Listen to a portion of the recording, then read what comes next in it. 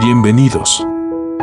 Hoy hablaremos de los 7 hábitos fundamentales que todo cristiano debe cultivar para vivir una vida que refleje el carácter de Cristo y estar preparados para su venida. Estos hábitos no son simples reglas, sino prácticas diarias que transforman el corazón y nos alinean con la voluntad de Dios.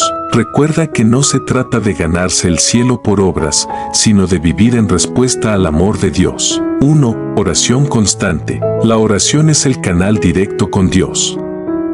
En 1 de Tesalonicenses 5:17 se nos exhorta a orar sin cesar. Esto no significa estar en rodillas todo el día, sino mantener una conexión constante con el Señor en cada actividad. ¿Cómo practicarlo? Dedica un tiempo fijo cada día para orar, pero también ora en momentos espontáneos, al despertar, en el trabajo, al enfrentar un problema o al experimentar gozo. ¿Por qué es importante?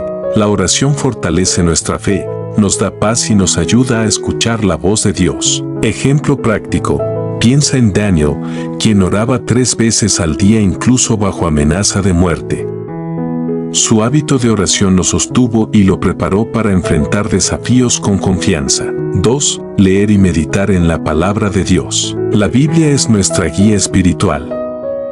En Salmo 119, 105 dice, «Lámpara es a mis pies tu palabra y lumbrera a mi camino». ¿Cómo practicarlo? Lee la Biblia diariamente, aunque sea un capítulo. Reflexiona en lo que lees y pregúntate, ¿cómo puedo aplicar esto en mi vida hoy? ¿Por qué es importante? Meditar en la Escritura nos transforma, renovando nuestra mente y alineando nuestras prioridades con las de Dios. Ejemplo práctico, Jesús mismo usó las Escrituras para resistir las tentaciones de Satanás en el desierto. Si la palabra fortaleció al Hijo de Dios, cuanto más la necesitamos nosotros. 3. Amar y servir al prójimo. En Mateo 22:39, Jesús dice, «Amarás a tu prójimo como a ti mismo». El amor genuino hacia los demás es evidencia de que conocemos a Dios. ¿Cómo practicarlo?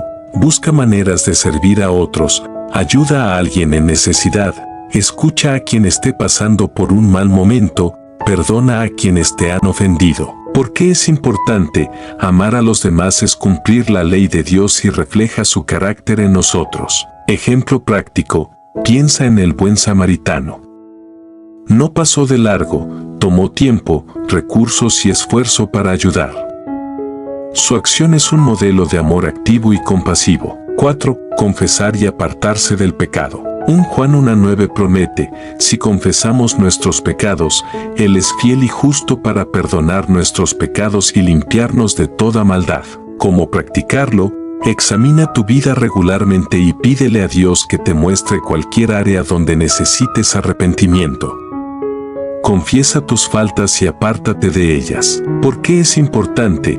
El pecado nos separa de Dios, pero el arrepentimiento sincero restaura nuestra relación con Él. Ejemplo práctico, David, después de cometer graves errores, confesó sinceramente en el Salmo 51, «Crea en mí, oh Dios, un corazón limpio». Dios lo restauró porque su arrepentimiento fue genuino. 5. Compartir el Evangelio. En Mateo 28, 19-20, Jesús nos da el mandato de hacer discípulos. Compartir el Evangelio no es opcional, es una muestra de nuestro amor por Dios y por las almas. ¿Cómo practicarlo? Habla de tu fe con humildad y amor.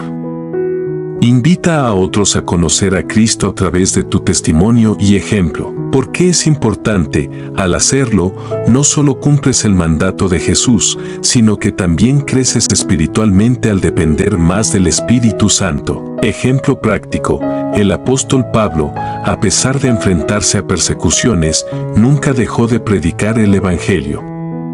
Su pasión y valentía son un ejemplo para nosotros. 6. Vivir una vida de obediencia. Jesús dijo en Juan 14:15, «Si me amáis, guardad mis mandamientos».